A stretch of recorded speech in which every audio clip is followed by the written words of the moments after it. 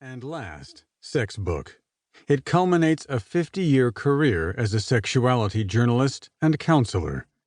After college, this English major spent 7 years working as a counselor at clinics specializing in family planning and sexual infections in Ann Arbor, Michigan, and San Francisco. Family planning was, and still is, a largely female profession. Back in the 1970s, condoms were still hidden behind druggist counters, and few men used them. Most women in the field doubted that men would set foot in a clinic that gave away rubbers and counseled men to support women's use of other contraceptives. But in 1976, several visionary women in the San Francisco Health Department persuaded the Carter administration to fund the Men's Clinic, the nation's first birth control facility for men. I was among its founding staff. Our challenge? Could we bring men in? In the 1970s, the big news in sexuality was the invention of sex therapy by William Masters, M.D., and Virginia Johnson.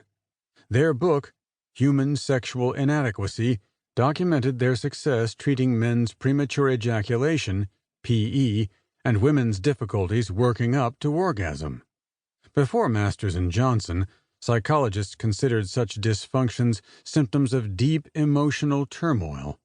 But psychotherapy rarely helped. Masters and Johnson showed that PE and orgasm difficulties could usually be cured quickly, consistently, and permanently with a combination of accurate sex information and less genitally fixated lovemaking based on leisurely, playful, mutual whole-body massage. The University of California's San Francisco Medical Center offered the new sex therapy.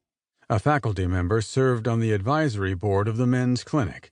We pitched him on training us to teach men how to last longer, thinking the service might attract our target audience and allow us to promote condoms. He was game, and off we went. The men's clinic offered PE counseling for free and, when necessary, referrals to sex therapists, 10% of cases. Men from all walks of life arrived in surprisingly large numbers, even a member of the Hells Angels Motorcycle Club, all eager to learn dependable ejaculatory control.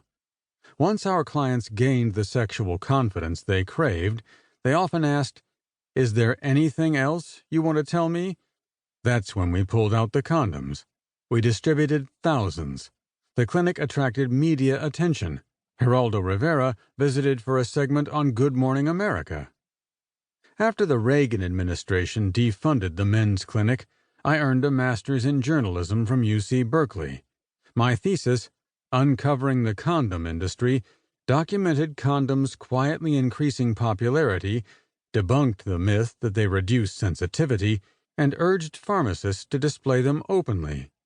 Consumer Reports incorporated my research into its first-ever report on condoms in 1980.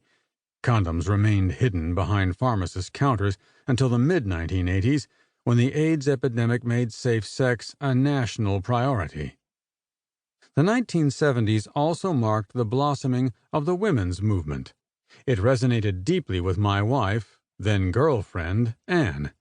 3 of that era's pioneering women's sexuality books made big impressions on me. Our Bodies, Ourselves, by the Boston Women's Health Collective, For Yourself, The Fulfillment of Female Sexuality, by sex therapist Lonnie Barbach, Ph.D., and The Height Report, a nationwide study of female sexuality, by sex educator Sherry Height. These books, and conversations with Anne and many women in and out of family planning, revealed that, like most men, I knew little about how most women prefer to make love. But I was eager to learn. I wrote my first sex book, Sexual Solutions, in my late 20s. It focused on teen and young adult men. Its message was that the sexual style most women say they prefer is identical to what sex therapists recommend to prevent and cure most of men's sex problems. I was a young man advising my peers, if you make love the way most women enjoy, you'll suffer fewer sex problems. Your partners will also enjoy sex more.